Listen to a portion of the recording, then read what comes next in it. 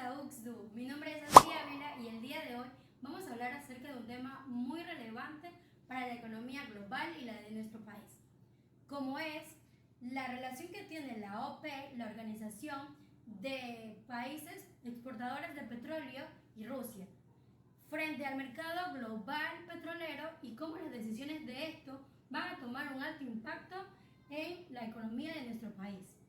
Gracias. A continuación, mi compañero. Para entender el contexto, en la actualidad, el mundo consume más de 104 millones de barriles al día. La OPEC controla alrededor del 40% de esta producción.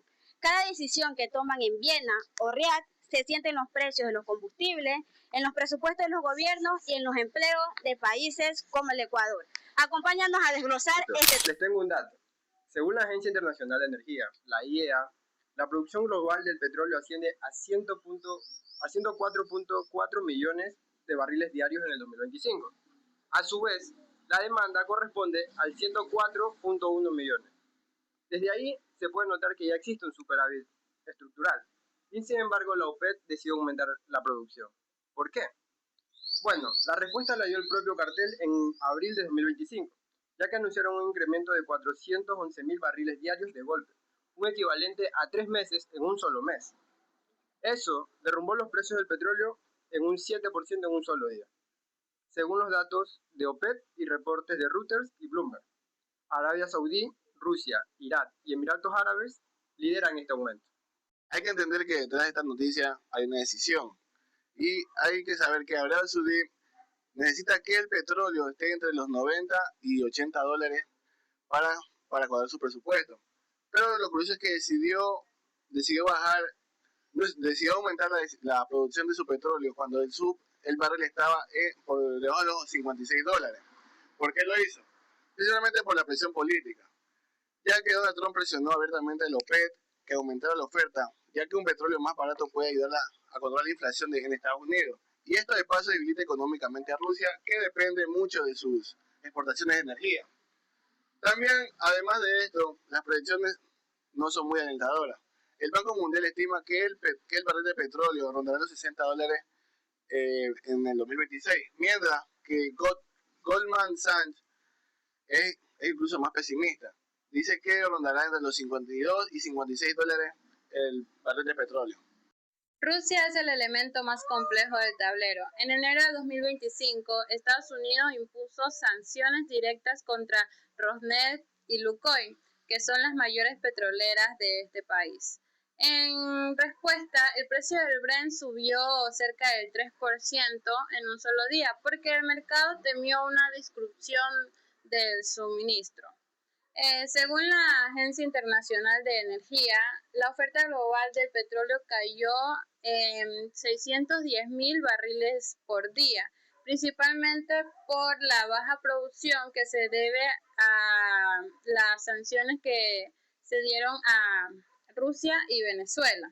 Sin embargo, y esto es crucial, los veteranos del mercado aseguran o señalan que el petróleo ruso sigue llegando al mercado y se preguntarán cómo. A través de la llamada flota fantasma, en donde petroleros de bandera dudosa transportan el crudo ruso de forma encubierta hacia China, India y Turquía. Debido a esto, India triplicó sus importaciones aprovechándose de estos descuentos. Imagínense ustedes también que las decisiones que toman o lo que pasa en este caso en Viena o Moscú no se queda tan solo allá. También nos afecta a nivel nacional, tanto a Quito y Esmeraldas en especial. Y es que Ecuador, aunque es un productor pequeño y ni siquiera forma parte de la OPEC es la organización que produce y exporta petróleo, depende muchísimo de las decisiones que tomen allá para así mismo ver cómo le afecta al Ecuador y si es de forma positiva o negativa. Bueno, ahora tengo datos tomados de fuentes como el Ministerio de Economía y Finanzas y del Ecuador, Banco Central también, y de Primicias, todo respecto al 2025. Pues en 2025 la producción petrolera del país se cerró en unos 441.000 barriles diarios. Podemos ver lo que es una caída casi del 7% frente a los datos que se presentaron en el 2024. Pero el momento más crítico fue en julio, cuando se dio la ruptura del oleoducto Sote. Pues aquí presentamos una caída abismal, ya que se desplomó a 33.000 barriles diarios. Estamos hablando casi de un 93% o más, si no me equivoco. En todo esto en tan solo 20 días. Algo que prácticamente no tiene precedentes. De hecho, el gobierno, cuando se suscitó este problema, tuvo que declararlo como de fuerza mayor. Y eso golpeó directamente también al bolsillo del país. Y entre enero y octubre del 2025, los ingresos del petróleo fueron de alrededor de 1.261 millones de dólares, un 25% menos que en el mismo periodo del año anterior. Además, si hacemos una comparación entre el 2025 y el 2013, podemos ver el cambio abrupto que hay, ya que el ingreso superaba los 3.900 millones al año. Es decir, que todo esto ha afectado en más de una década el panorama y esto ha cambiado por completo. Y el problema no es solamente la producción, lo que es también es el precio. El gobierno actual construyó el presupuesto 2025, donde asumiendo el precio del petróleo que es de $62.2 por barril, el precio real se ubicó por debajo. Para 2026, Finanza ya proyecta lo que es un precio apenas de $53.47 por barril, lo que es el precio más bajo de los últimos años. Para un país dolarizado como el Ecuador, donde el petróleo representa el 25 y el 30% de los ingresos fiscales, donde el 80% de la producción se exporta. Lo que esto es solo una estadística, quiere decir menos dinero para la educación, para la salud y la infraestructura. La solución oficial pasa por aumentar la producción.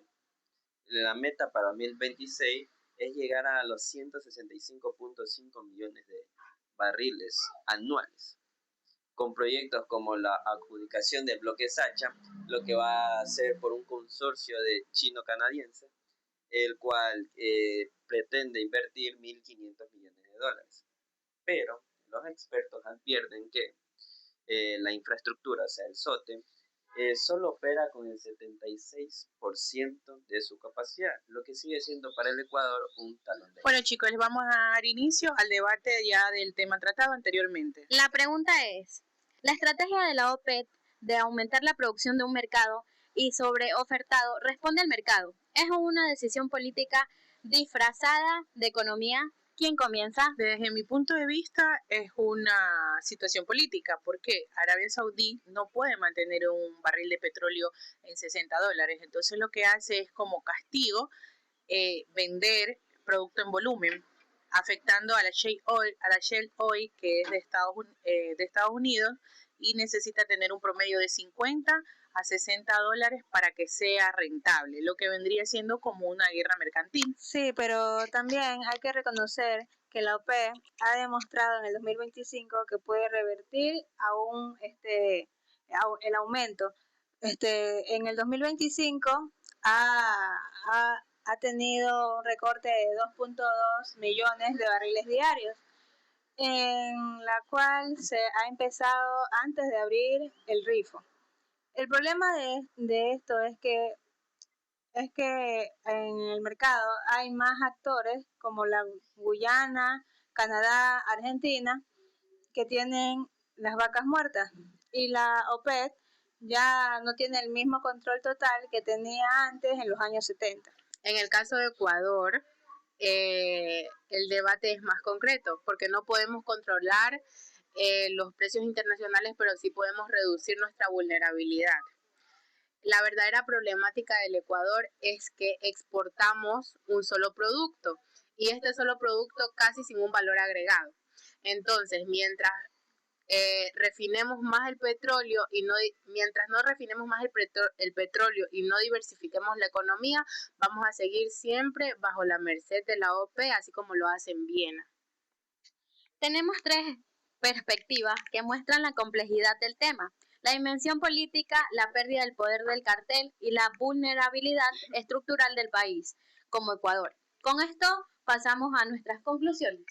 Tenemos lo que son 3 conclusiones, donde la OPEC enfrenta actualmente una crisis de realidad y coexistencia interna, donde aunque representa aproximadamente el 42% del petróleo crudo mundial, ha tenido diferentes tipos de inconvenientes, ya que no puede ponerle un precio fijo a lo que es un barril de petróleo actualmente, como lo ha hecho en décadas anteriores.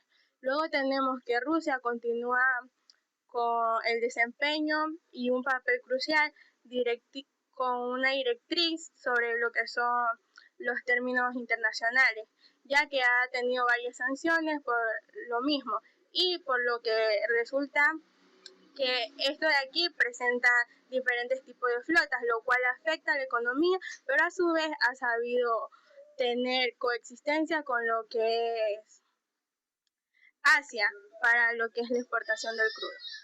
Por último tenemos lo que es el Ecuador, donde el producto crudo ha subido su precio y actualmente se encuentra en un precio de 53 dólares. Ya, y el Ecuador cree que esto de aquí es como una ley, pero no es así, es una brecha al cual el Ecuador tiene que subsistir y salir de esto. A su vez, tienen que encontrar varias fuentes económicas donde pueda darse su valor agregado y no afectar la economía del país. Si este podcast fue de gran valor para ti, compártenos y déjanos tu opinión en los comentarios, lo estaremos leyendo. Y recuerda, somos estudiantes de la carrera de Ingeniería Química de la Universidad Técnica Luis Vargas Torres de Esmeraldas. Y este ha sido nuestro análisis de la realidad petrolera a nivel mundial. Todas las citas que fueron puestas o las fuentes estarán en la descripción de este episodio. Nos vemos en una próxima edición. ¡Hasta luego!